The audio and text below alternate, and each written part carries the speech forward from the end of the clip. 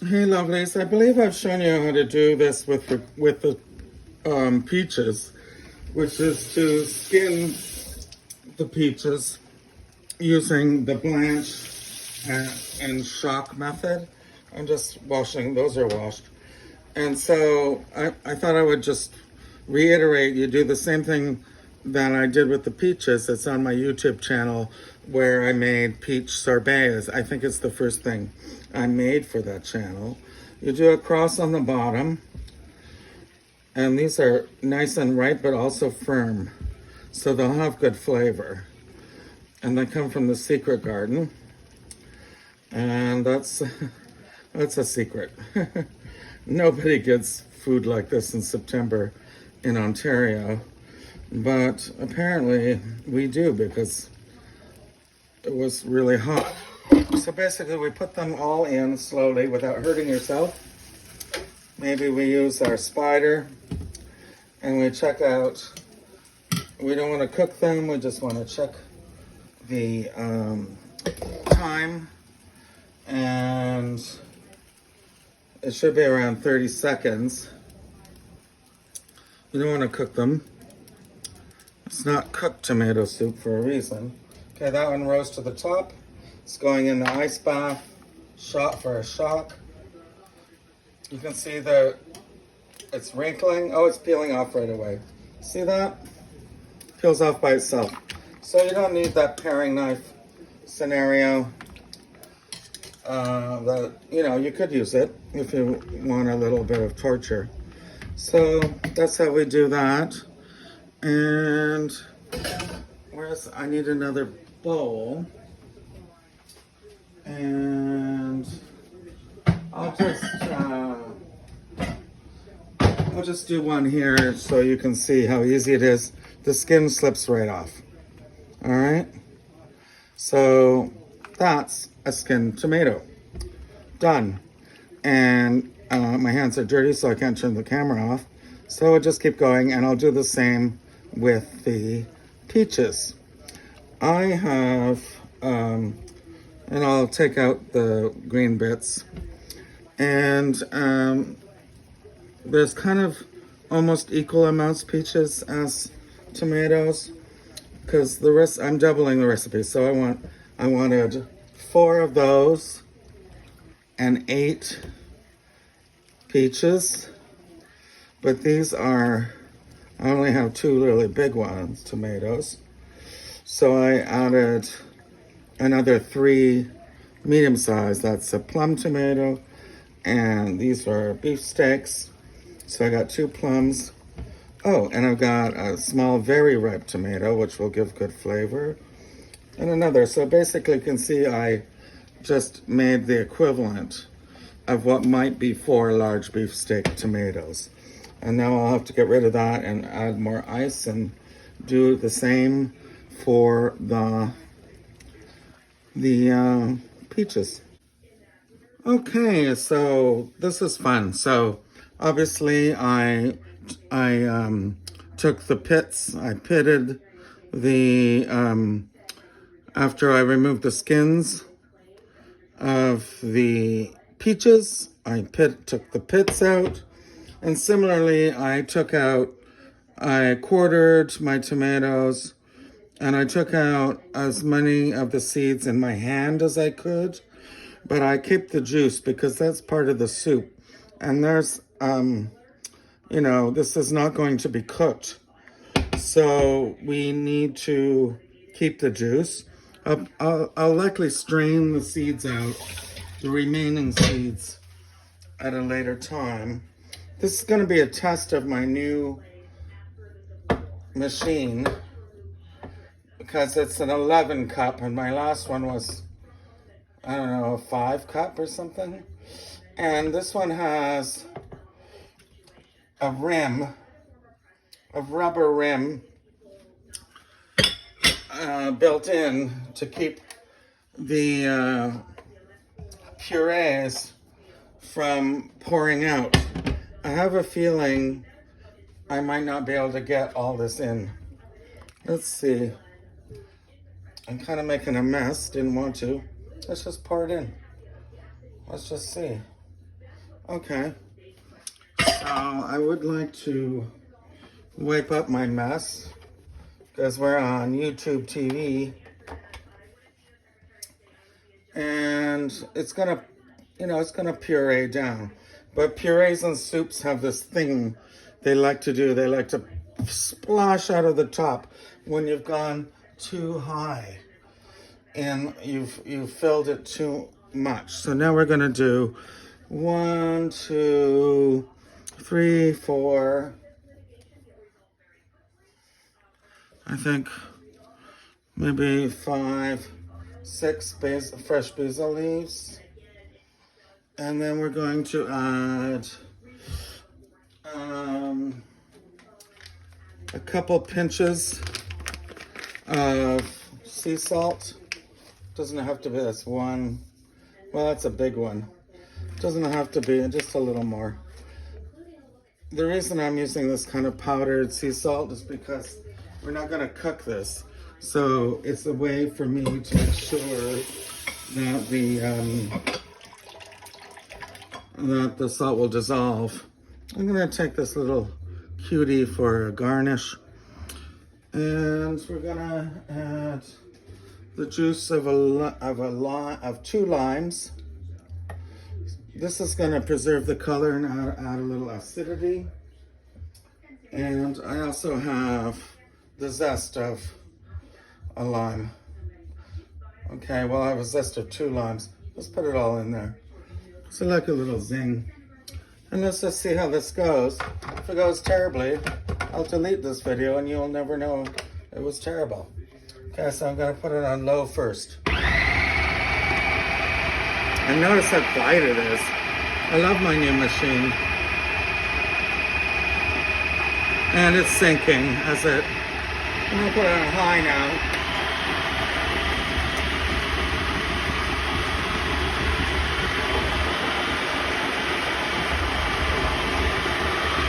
It's got that lovely peachy color, but I can tell it's not really done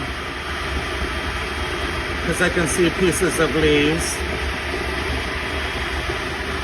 and it's not leaking even. It's not leaking. Okay. So we'll just take a look at this. Wow, it's basically a gazpacho made with peaches. And I need to test the salt, so I'll get a spoon and I'll test the salt. There's a little piece there that didn't get blended. Wow, that's good. Wow, that's nice. The herbs are good. I'm gonna do, I don't know, people can add their own salt when they get it in their bowl. Well, I'll add a little more because I doubled this recipe and it wasn't clear how much I would need, but wow, it's an amazing version of gazpacho. Let's just pulse that in, and then this goes in a container and it needs to be chilled for 2 hours before you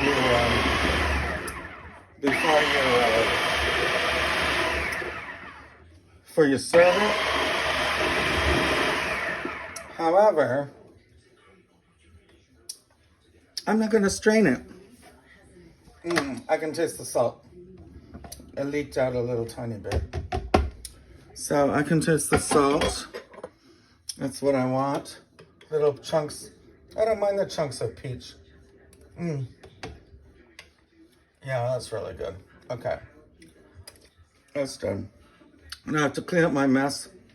I'm going to pour this in a container, and then I'm going to make the pistou. Pistou is basically a French version of the Italian thing known as pesto, and they sound the same because there's a reason for that, because they are similar. Okay, that's it for now. Thanks. Okay, lovely. So now we're going to make the pistou. I have shelled 1/2 cup of pistachios. You have that classic color. It looks nice. And now that I have my very high 11 cup Cuisinart processor, and that's, in the sink, I have been lucky enough to have been given, that's another word we used to use. I was given this as a gift. An attachment to my immersion blender. So it's got a really small bowl, and that's perfect for this. So I have my nuts in there. I'm going to make a pistou, which is like a pesto. Pesto and pistou are basically nuts, oil, and herbs. And I'm going to put a pinch of salt. And in this case, I'm going to, and I have my basil, enough to make it quite spicy. And my soup is very sweet and delicious. So I'm going to add some white pepper. And just a little. It's going to give it a kick. The reason it's white is because I don't want to look like there's little black bugs in my soup. And let's get this out of the way. But it is important. It is worth knowing that white pepper is actually spicier than black pepper, even the freshly ground stuff. So that's why I only put a little bit in. I'm going to put in my little blade, and I'm going to pour in, say, 2 tablespoons of oil. It's going to be 1, 2, 3, 1, 2, 3. That's probably 2.5. And I didn't start counting right away. Not that that's the best way to do it, but it is a way to do it. So now I have to get this thing on there. And then we're gonna attach. Now the immersion blender would come down, and there's a sharp knife at the bottom that blends, but you take it apart, you just do this, and you have to press on 2. Okay, what is that? That's high, that's low. Start on low. A little high.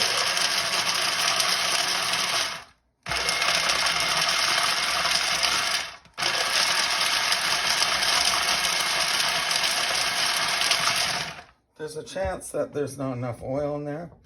There isn't enough, because we want to be able to pour kind of spoon it onto the soup as a topping. I'm also noticing that the nuts aren't nearly pulverized enough. I don't want them pulverized like into a flour. I just want them, into kind of like a gremolata stage.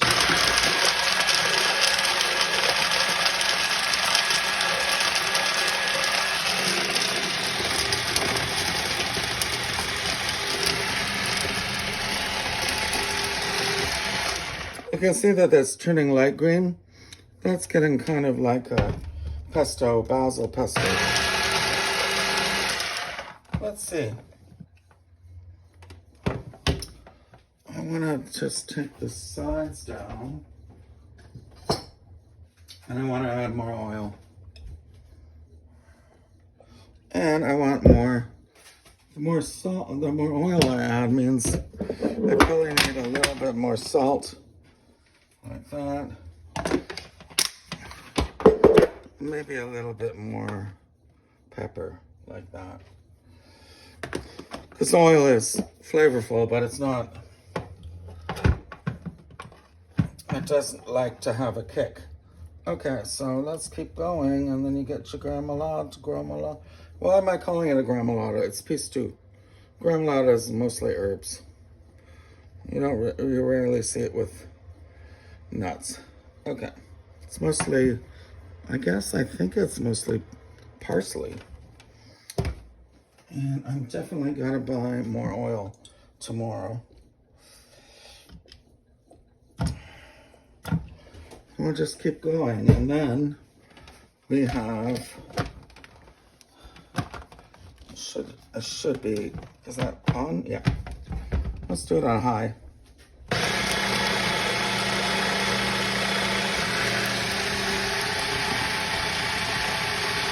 I mean, the fact is you can actually just do this with a knife.